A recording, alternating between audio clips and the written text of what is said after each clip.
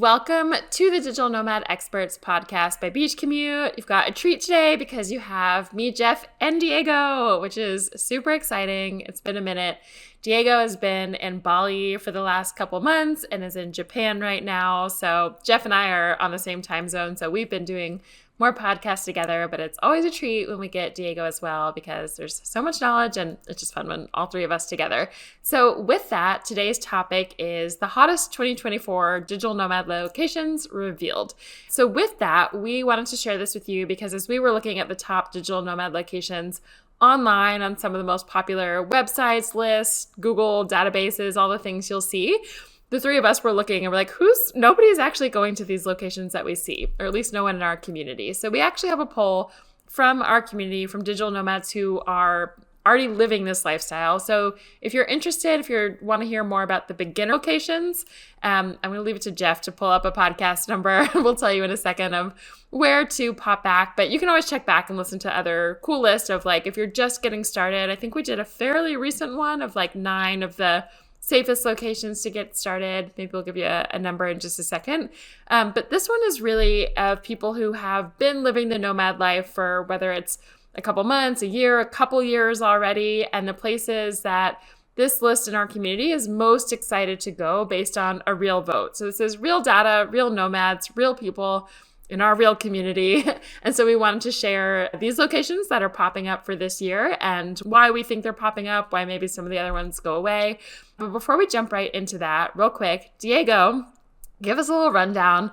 Where have you been? How's Bali been? You're in Japan now. What's going on? Yeah, I feel like I've entered the life of the slow mad and it's been wonderful in Bali. I've been, you guys have probably been hearing me say a lot about this and just very easy living over there. International environment and just easy to be healthy and kind of get into your routine. So after 8 years of traveling month by month, always in a new place, it was wonderful to be able to just kind of settle and slow down. And I've been coming back to Bali a lot. So often spending sort of 2 months at a time there, sometimes even more, right?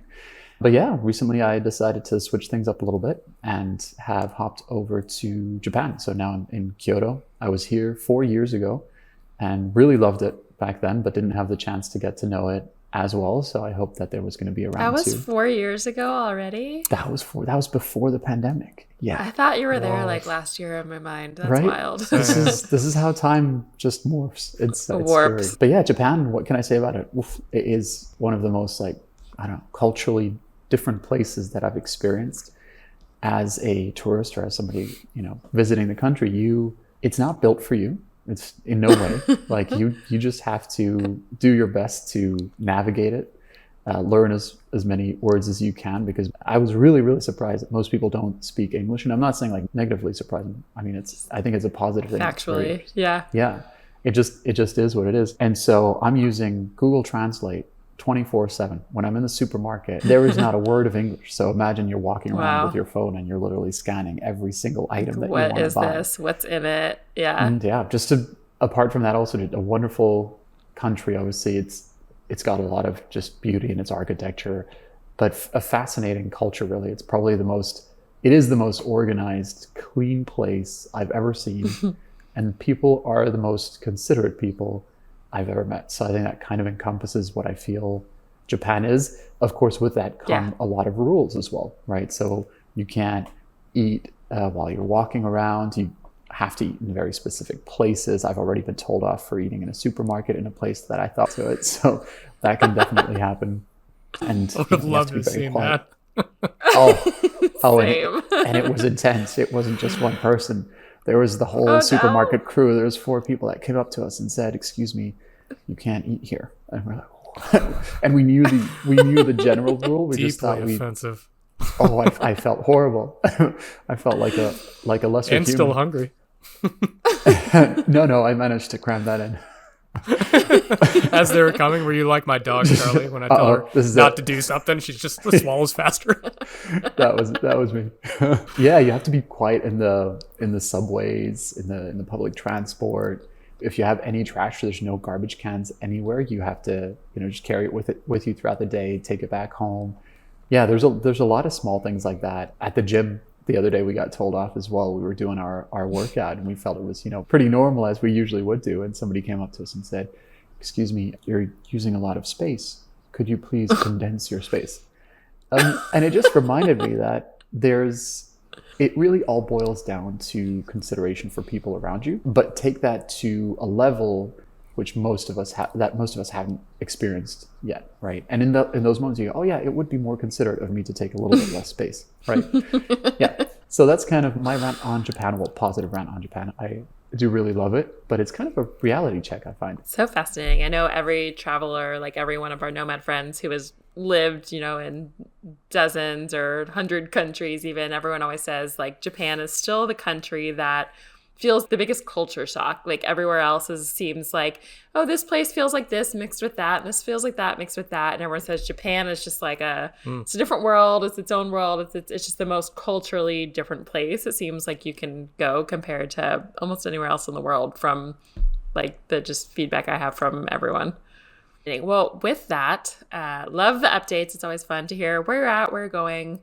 And as we jump into this next part about the hottest locations, I want to first have Jeff share. We love Jeff and his facts, fact checked of everything. But if you're looking at a list of, you're sharing, if you were to Google Google or look on some of the most popular, list for where nomads are going in 2024 that we feel might not be accurate, what are some of the things, what are some of the locations you're seeing on there that you're just like, this is not true, like this is not where people are actually going?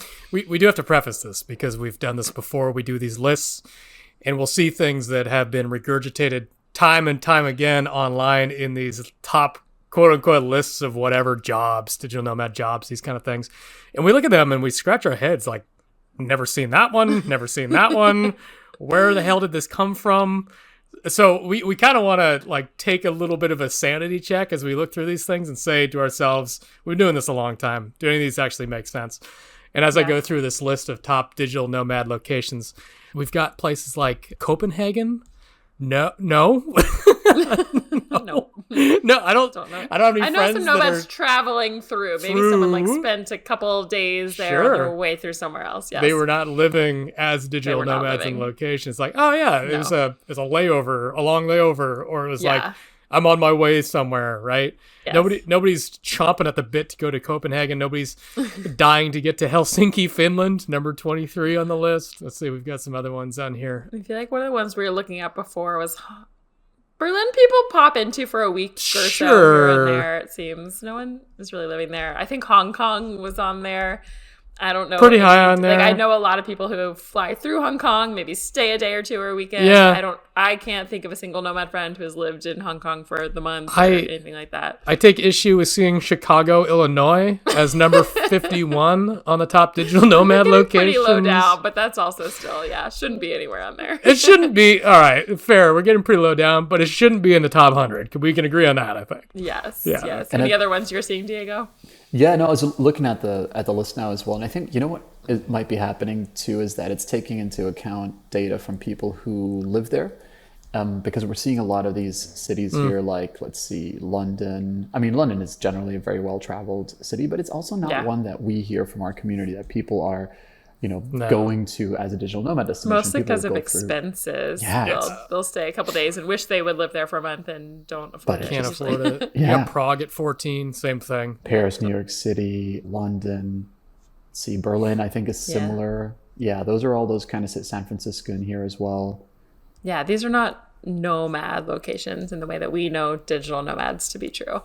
So with that, we just wanted to point that out, because if you just go Google any list and look at these things, you're going to be sent in the very wrong directions of the way people are not actually living as digital nomads. So with that, we'd love to share the actual data from our digital nomad community of survey that was actually sent of where people most wanted to go and were excited to actually spend a month or more in 2024. So Diego, you want to kick us off with some of those locations? Yeah, absolutely. To tell you a little bit more about that survey and how we went about it. So basically we send the survey out once every quarter, and we ask what people are excited about now this year, and then where people want to be going in the next year. And so we've been putting together some of these different surveys that we've been sending over the last few quarters to basically, give you a top 10 list now of destinations that we're seeing our community specifically wants to go to. And the last survey got 130 responses. So it's a pretty well-researched survey in that sense. So top on our list, and I don't think it'll come as a surprise to you, Jeff or Marissa, is Cape Town in South Africa. That I can say wholeheartedly, it is, even if we didn't have any research, we could have probably put that one top of the list as well, just looking at where the members of our community are. And the really interesting part about Cape Town is it's very seasonal. So you see this kind of flood of our community moving over into Cape Town, starting somewhere around the end of the year, and then definitely into the start of the first 3 months of the year or so. It's become so popular that, and this is the kind of the dark side of the whole lifestyle, is that the prices have become very, very expensive now in Cape Town. And it is starting to become something that locals are also struggling with, in that it might start displacing people. And it's moved very quickly. So yeah, I don't know. Anything else to say about Cape Town, guys? Yeah, I was going to say that seems to be one, whether you're a new digital nomad or have been living for years and years and years as a digital nomad, I feel like that's a location that we see all of the above flocking to. And people have always been going there, but I would say even starting 2-3 years ago, I feel like it really started to gain a lot of popularity in our community. It's just such a beautiful place. It's such a unique, spectacular place. And I was actually wondering if it had such a surge that we'd start to see it kind of go down a little bit due to just housing prices, or like we'd all done it and it was kind of on to the next. But it's interesting to see that it's holding strong and it's still there and it's still top contender. It's so nice. I mean, I barely even scratched the surface of my list of things that I wanted to do.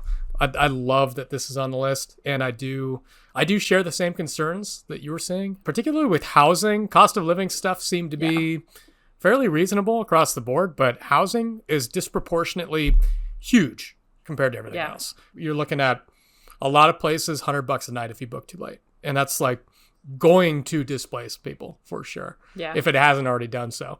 So there are some ethical concerns with traveling there at the moment. So you kind of got to take both sides with that one. But it makes sense being top of the list. Yeah. And to what you were saying there, Jeff, as well, about why it might, or Marissa as well, about why it might be popular and it's staying popular. Jeff, the fact that you said, I've been there, I've lived there for a bit, and I feel I've only scratched the surface, that's the feeling. If that's the feeling that people leave with, I can tell you it's the same with Japan. What happens is people keep on coming back. Right. And now people are coming back, but also there's new people coming in. And I think that's both what's probably really inflating the demand in that area, but also is keeping it strong. Right. Because I had the same feeling. I thought maybe there should be a dip by now. Because usually when places get quite expensive, they lose in popularity in terms of the destinations we go to.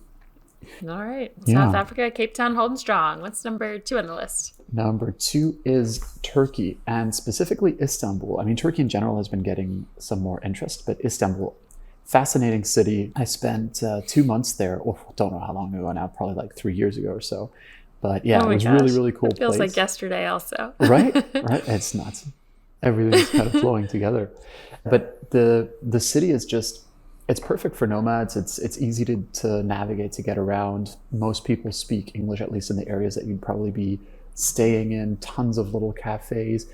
I see why it's a place that people really want to spend more time in. It makes perfect sense why it made the top of the list. That one surprised, I mean, especially coming in at number 2, it surprised me actually that it's at all on the list. I feel like there's been trends of our friends who have kind of gone in, stayed a bunch. I went to Turkey a really long time ago. I haven't really nomaded there as much as visited, but it actually really surprised me that it's number 2, and that I guess it's good affordability. There's so much to do, so much to see, such an interesting culture, a lot of you can kind of seek out a lot of adventure, a lot of nightlife, food.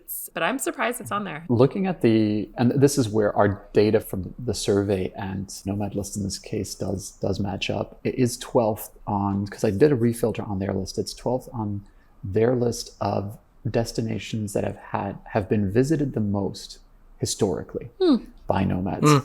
And I think if we layer on top of that very few nomads are from Istanbul, then it gives you an idea that, it must be a destination that a lot of nomads are visiting. right? So Yeah. that's an interesting sort of check. It's also a huge international airport, so it kind of makes sense Yeah. to pass True. through there and stay for a little bit.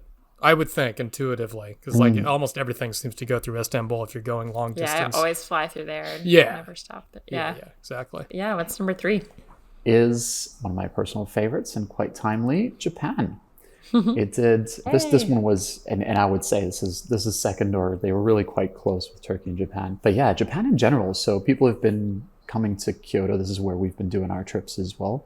But Tokyo has been really popular as well, and I've been seeing that also on Nomad list popping up pretty high up there. Osaka, then there's other places that people are starting to look at, Fukuoka and Okinawa. So those are like generally the places that people mention. Very different experiences. Tokyo is massive city, super modern, bright lights, really, really exciting place, tons going on, probably a bit more English spoken there. On the other side of that, I would say Kyoto is a lot more traditional, a much smaller city, definitely still a big city, but a much, much smaller city than that. And it just feels a little bit more slow paced. And then Osaka is also a very lively place. Apparently they call it the kitchen of Japan. So it's a place where the foodies would go to explore, and it's just a little bit more nightlife there as well. And then Fukuoka and Okinawa, I think, are actually more beach, I think island destinations, if I'm not mistaken. So a very different experience there too. But yeah, Japan has steadily been so high on the list, and interesting that it is a place, well, it's a quite pricey, at least accommodation wise. Once you're here, cost of living isn't that bad. You can get food pretty inexpensive, especially now that the Japanese yen has dropped in value. So it's actually a pretty good time to visit.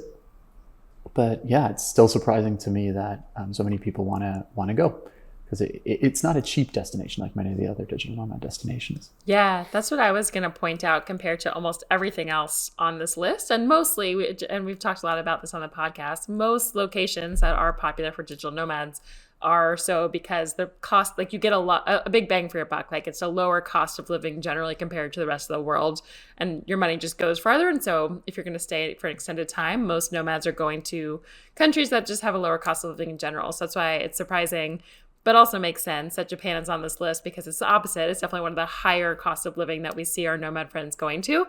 But I think, as you were talking about at the beginning of this episode, it's just like, as a traveler, it's like the more you travel, the more you become desensitized, I think, to new things. You're like, yeah, I've seen that, when you really, really travel extensively for years. And I feel like Japan still gives the traveler that like new sensory feel. It's almost like if you have drugs, you're like, your tolerance builds, like you need more and more. And I feel like to me, Japan is kind of like the antidote for that. And that's why a lot of our nomad friends, I mean, it's there's so many spectacular things about it, but that's sort of like my hunch of it. I don't know. Marisa, you're right on. You're right on point, because if I'm looking at the people who are on our trip here, of the 25 people, probably 20 of them have done trips, and probably many trips before. There's someone here who's, I think, on their 26th trip, and there's a lot of people who've done a lot of these like month-long stays in different destinations. So what you're saying is 100% accurate. It's people who have been traveling a ton, and travel junkies. Yep. This is our last opportunity to get a kick. Mars is next. Otherwise, that's it, friends. I think so. That's my hunch, but that's awesome that it's on there, and it makes sense. It's just like an exciting, really different culture to experience and go to, and just really neat in many ways. So with that, what is number 4 on the list? Yeah, number 4 is Spain. And kind of Spain just in general, our community definitely loves it. I think Barcelona is probably one of the top ones there, but there's Barcelona, Valencia, Sevilla. Those are ones that very often make it up to the top of our lists. Interestingly, this time when we asked the community, we put something else out there, and we said, do you want these destinations, the more known ones, Madrid, Barcelona, etc., or do you want a smaller town or city, a smaller coastal town or city? And that response actually ended up winning. So it's interesting now to see that maybe it's because digital nomads have really been to Barcelona. It's quite a standard, easy place to get to. Maybe people are getting a little bit more excited to explore more of what Spain has to offer. And you know what? For everybody listening, I do really recommend that. I think a lot of definitely do Barcelona at some point in your life, no doubt, Madrid as well. But I think a lot of the charm that you can find in Spain will come from these small coastal towns. So give those a shot. Do you have an example of some of those cities that you're talking about? I mean, off the top of my head, the first ones that come to mind would have been, these are small cities, not small towns. Sevilla and Valencia would probably qualify as that. I think they are cities with less than 1 million people living there. So it just all feels a little bit more condensed. I haven't actually been to a really small town recently. We haven't done the research yet to look into what destinations we might want to put on the calendar, on the map for next year.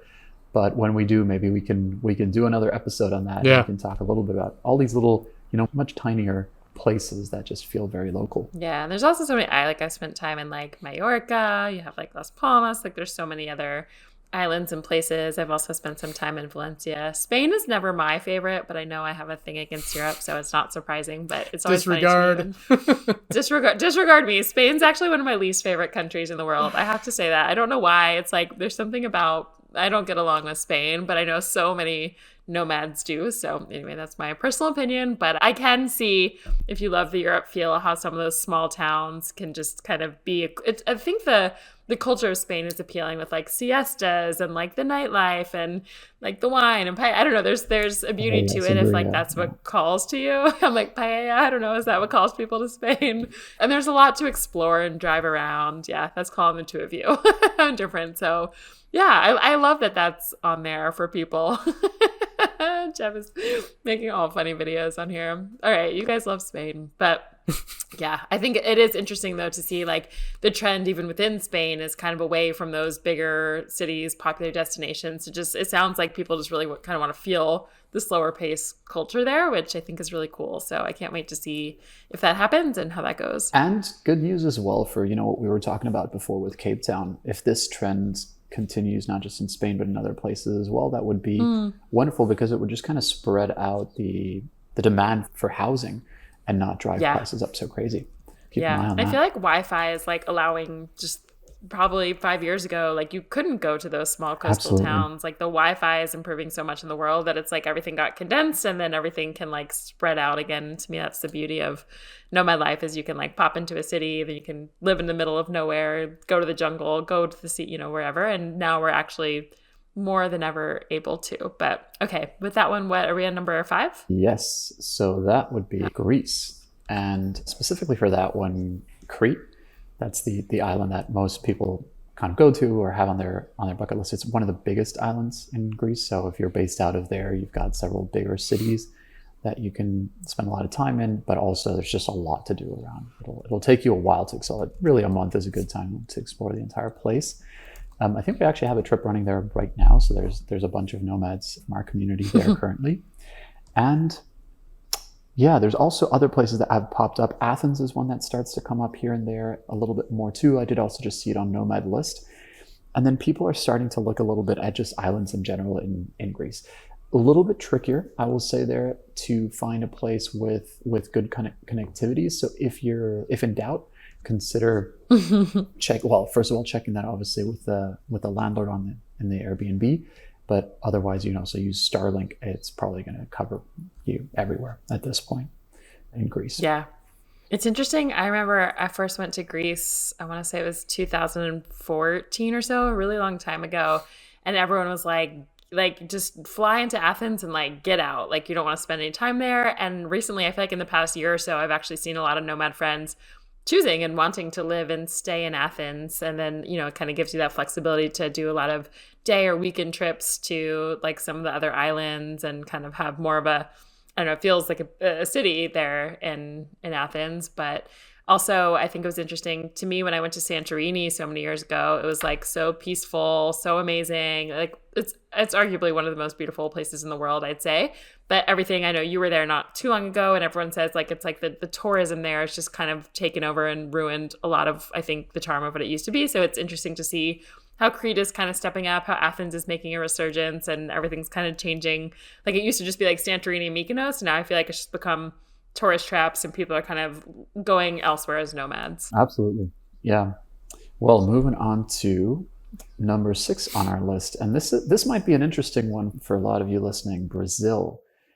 In our community specifically, this one is really quite popular, but we've also just generally seen that Brazil is a place that is a bit more up and coming. And now there's a few places that people will talk about a lot. I think probably the top one is Florianopolis. It's a bit of a mouthful to say. It is a coastal area, a little bit of like an island, semi-island, and it's just not very busy. So you've got the nice laid back life of Brazil there, but it has all the amenities. It's just become a bit of a nomad spot. And honestly, it was already a place that was known as like an up and coming nomad spot. God, I want to say 7-8 years ago. We did our first trip there, I think 7 years ago. It's always been very slow in the uptake. And I feel that only now is it really starting to come into its own and people really going there a lot more. But people seem to be interested in Brazil in general. Rio, of course, is another one that's pulling a lot of people in. The only downside of Rio is that it is, just a city that you do have to, have your wits about you. It's not the safest place. But yeah, any other thoughts on Brazil from you guys? Yeah, Pipa, I only spent a couple days. I was in Brazil for the World Cup a lot of years ago and accidentally ended up in Pipa because it was like an hour from the game where I was going to. And we did it so late that like the town where the soccer game was there was like 0 places to stay. So we're like, there's this beach town. Let's just stay there. And I was like, I never want to leave. It was one of the coolest places. It just felt like this isolated. It was like where the locals really went to vacation in Brazil is how I felt. And only recent, I would say that was, oh my gosh, that was literally 10 years ago. And I feel like people are just now as nomads. I keep seeing Pipa kind of pop up now as more of a nomad location. But I'm curious, I feel like Brazil hasn't really been a popular nomad location, probably mostly because people have so many safety concerns about just there's so much theft and actually some violent crime in Brazil in general, which kind of scares maybe some newer nomads away, or just in general, kind of like you have to watch your back. But I'm curious, why do you think that is like making a resurgence now? Like why 2024? Any thoughts for you? Yeah, that's interesting. I'm not sure that I have the answer for that. What I can say is I think there's 2 versions of Brazil. One is Sao Paulo and Rio, and those cities really that is part of the problem. I spent a month there on a trip as well, and I remember that when everybody left, I suddenly felt this incredible just sense of relief, and I wasn't even aware of just how stressful it was to have this constant, like something in the back of your mind constantly nagging, what if something happens, right? Yeah. But it's different in a place like Floripa, that place just feels so much safer, right? So I think a lot of people who have been traveling to Floripa, maybe to Pipa as well, I haven't been there yet, but I've heard similar things as well. I felt super safe when I was there, yeah. I was like walking around. I felt like I was in this like Bali, like the safest of beach towns, yeah. Perfect. And I think that might actually be your reason, that the more people go to places like that and then come away and say like, people think Brazil is really unsafe, but actually I felt like it wasn't. The more you have those kind of conversations happening, it starts to just bring Brazil back up as an option. Yeah. Right. But I do think it's important for everyone listening to really understand there are these 2 different sides to it. And if you go to Rio or to Sao Paulo, you have to be okay with that, and you have to be aware of the safety precautions that you want to take. Perfect. All right, are we at number 7, I believe? Yeah. So for 7, pretty quick on this one, really. Italy. Honestly, I think Italy is one of those interesting ones that, I wouldn't have usually called it a digital nomad destination per se. Italy is just a destination that almost everybody loves. It's difficult not to love the food, the incredible little towns, the architecture, the people are just so lively and interesting and all. And there's so many different cities. I spent some time traveling around a few more parts of Italy. I was living in Florence, I think in total now, maybe 3 or 4 months. So there's just so much to explore there. And I think it's always been top of the list as a travel destination worldwide in general. I think that the reason it's on our list here and why people want to go to it is that really. And so there's the spillover into the nomad world as well. And I think nomads are trying very hard to make Italy work as a nomad destination as well, because it, as Jeff will say, it's not the easiest in terms of the internet at times. Yeah. And I feel like people are going to more of like some of the coastal places. Like I feel like it's not, the places I see our nomad friends going, and maybe you want to share like where some of those are different than like where you might just go as a vacation or tourist to like Rome or to like Venice, or like some of those places you might go as like a backpacker or a vacation, or different where our nomad friends are living. Yeah, so we've been going lately to, there's a place called Lecce, and Palermo, and those are more in the south, smaller cities as well. Yeah. More coastal. Yeah. So there's more of that, and we've also seen people wanting to go, like even try to do the countryside, villa, for example. Yeah. So there's experiences like that I think nomads are looking for, and there's a lot of co-lives that have started to pop up in different places in Italy too. So that just gives you a signal, that this is what people are looking for. Yeah.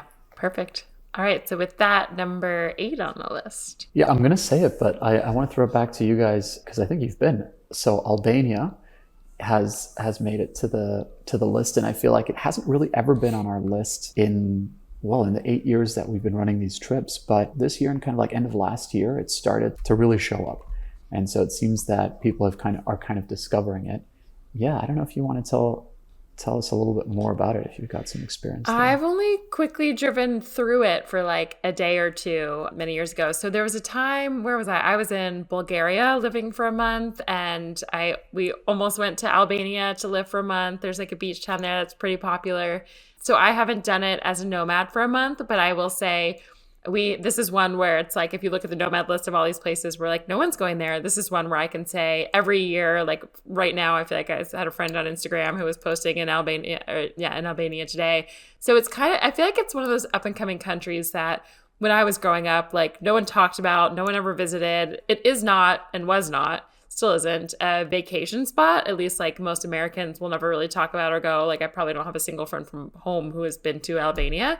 But as a nomad location, it's definitely one of the least, on the more kind of like the less expensive side compared to a lot of kind of other of those more popular countries, I would say, that you would travel to if you think about your typical vacation in Europe. And there's so much, I feel like, popping up now that it's like I can't even think of the example, but it's like the Maldives of Europe, which it just shows these like beaches. It just has some really beautiful, incredible beaches and really beautiful like blue water that you wouldn't expect, and no one really talks about it. So it's kind of like if you're looking for a Europe beachy location and you don't want to pay high European prices, I think that's why so many people are flocking to Albania right now as a place. And it's not part of the Schengen zone, which if you're new to nomading, basically there's a big handful of countries in Europe that most people are wanting to go to that you can only stay for a certain amount of days per the year, and then you have to leave. And that's like all of the countries in general, not just one country. So Albania is outside of that zone of countries. And I think that's also why, as a nomad destination, people will spend time in the Schengen zone. And when they have to leave, they'll pop out and spend a month or two in affordable, beautiful beach Albania. And it's mostly a summer location, from kind of like springy summer beach location. But it's really popular for a lot of like weird nomad reasons you wouldn't quite think of until you start to kind of like dig beneath the layers of it. Yeah, you try to understand the mechanics of it. And what's been happening as well is probably a good thing, but generally more and more countries have been joining Schengen. And for nomads, that's kind of, we look at it as like, oh no, that's a bad thing. Yeah. Because the countries that people can go to, it's just reducing that, right? So now I think more people are concentrating in the few countries that are non-Schengen within Europe. Yeah. Perfect. All right. So that brings us to number 9 on the list. What's next? Yeah. So number 9 is a really surprising one, although Jeff did say that we might have called it on a past episode. It's Panama, specifically Boca del Toro, which was I would say this is an old digital nomad spot. Like of the, of the veterans the OG of the days. The OG, exactly. Way back when, like 7, 8 years ago, it was kind of like this known little spot, but like small, but somehow everybody knew about it, right? And it wasn't like the masses were going there, because again, there weren't that many digital nomads back then, but everyone kind of knew about it and had this idea that, it's something in the digital nomad space. In the nomad space, yeah. Otherwise, like, it's not a place that I've ever heard, right? Yeah. And then it kind of just, I think it's not that it died. I think that what happened is everywhere around the world, everyone's going, go here, go here, go here. And every country is trying to attract digital nomads. And so it just spread the attention so thin. I wonder whether, this might be an interesting one to follow. I wonder whether moving forward, we might start seeing a resurgence of the original digital nomad spots. Because there's a reason why they were those spots, right? They're great spots. There's something amazing about them. When all the noise starts to sort of die down, what stays might be some of these gems, right? And so I think that might be what's happening with Bocas right now. Interesting. Jeff, you felt like we called this one. We did. Like when we first talked about it. We did. It's like the Caribbean went out of style for a little while. It was like really, really hot, and everybody was going to Bocas. I went to Puerto Viejo a couple times, just for good reason. The lifestyle is amazing. It's super chill, laid back. Weather's really cool. Food's really good. And then it just ended. It's like after I think it was like during the pandemic. After that, nobody was knocking on my door saying, "Let's go to Bocas. Let's go to Puerto Viejo." But we called it. We're like, it's gonna make a renaissance. And now maybe Diego's right. Maybe we will see the Caribbean Sans coming through, and people are gonna start going back to these, and for good reason. Like you said, there's a reason why these top digital nomad locations, original ones, or places that people like to go to. Usually really good weather, good exchange rate, good food, communities there already. And then, attention gets diverted a little bit. Cape Town's hot right now. Yeah, let's go to Cape Town. Let's go to Eastern Europe. And now people remember, well, there are some really good spots that we used to go to, and maybe we'll start going back to those spots. So I'm buying stock right now. Back in Bocas. I'm buying early stock. Rebuying. That's amazing. I love it. Bocas is such a funky little place. One of my hunches too. Well, I feel like Panama got a bad rap for the last couple of years of just kind of like safety, government's like a lot of stuff happening there. So maybe that was part of the decline. And also the Wi-Fi was always really hard there. Like it was not super, like we made it work because it was just like a funky, cool little place. And then I think there became other cool, funky beach towns that had better Wi-Fi, and maybe we all flocked there. So I haven't been since, I don't know, 2019. I have to guess the Wi-Fi is so much better there now. And maybe that's why it's making a resurgence again. I don't know, but I'm excited to see if like Bocas comes back on the map. And for anyone listening, I'm going to spell that. I feel like most of the other ones have been pretty straightforward. This is Bocas. So Bocas, Del, Toro, Toro. So yeah, can't wait to see if that one like really, really surges again. Yeah, it's such a cool little place. I love these house on stilts on the water. Yeah. It's magical. Like when I first saw it, I was like, wow, this is what Caribbean dreams are made of. It was so cool to be there. Caribbean dreams with no Wi-Fi. They take you from island to island on these little boats. It's great. Yeah. You know what else? Bocas isn't, like almost nothing has changed in 8 years. Yeah. I love that about it. It's still, because we went there, I want to say a year ago or so, when we were actually also in Puerto Viejo, because it's very close. Well, nice. Last one on the list for today is another kind of surprising one, but a very, I think, interesting one, and it's one that our community really seems to be loving, and that is Namibia. Specifically, Swakopmund is the one that we would recommend. We've been to the capital. Spell that. Yes, Swakopmund it's on the coast, and from there you can then, Namibia is really about doing Namibia, right? You got to travel around the whole country, and Marisa, in a second, I'm going to pop it over to you because you have the coolest experience of it.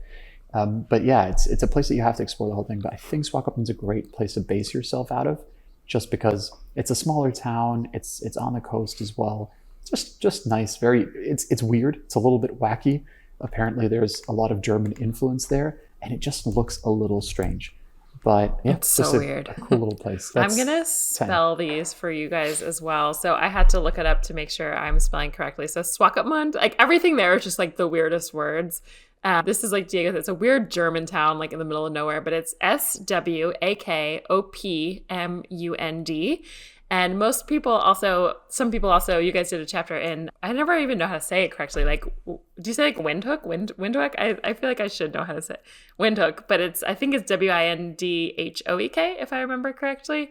But yeah, so as Diego said, Namibia, I went there, we were there the same year, I guess that was 2021, was one of the most epic adventures of my life. So again, it's one of those places you sort of go as a nomad and base yourself so that you can do like the most epic weekend trips to so many. I think Namibia just has so many of the coolest destinations like all over that country. So I will say Swakopmund was one of the weirdest places I never personally want to go again.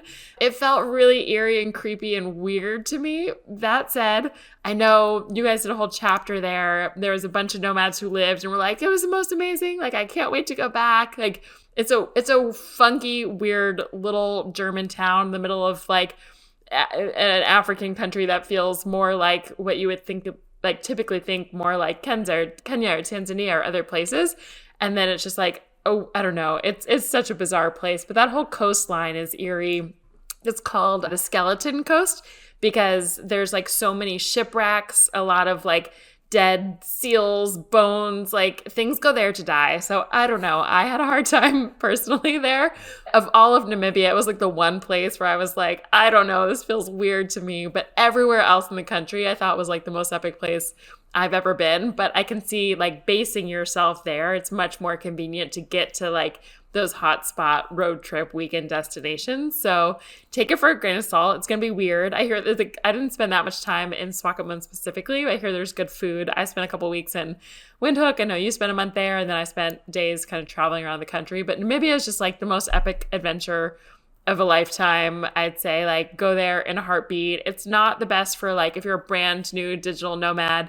There's not like a nomad community there per se, but if you have a group of people or friends or family or other nomads you meet and take them there and get some people to road trip with around the country, it's like the most epic thing you'll ever do, in my personal opinion. So that's Namibia in a nutshell. But there's a reason I feel like very different than Japan.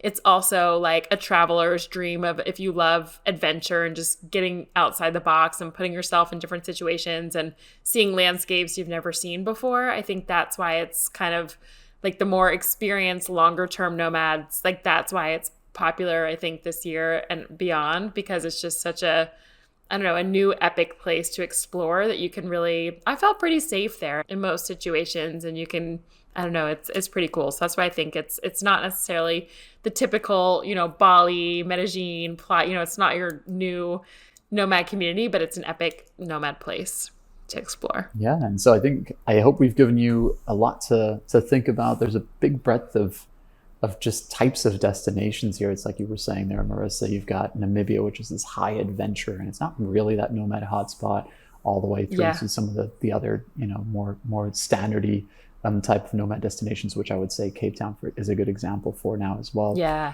And really everything in between, lots of different areas around the world that you can have a look at there with these destinations as well. But hopefully these have now all made your bucket list, and at some point you can connect the dots and see how you go from one to the other, and at least add some of these in there. They're all incredible places for their own reasons. Maybe ask yourself, what is it that you're looking for? What type of destinations do you really want? Or do you want more adventure? Do you want to just be able to kind of be in a small town by the beach? Like what's your kind of vibe? And I think you're going to find your answer there. But the gist is people absolutely love these. That's why they've made the top of the list. And maybe also just a little reminder again that this is direct data from our community, and seeing where our friends really are, the people that we're traveling with are moving. And that gives you, I guess, a direct pulse on what really is going on in the nomad space. So not the fake lists online.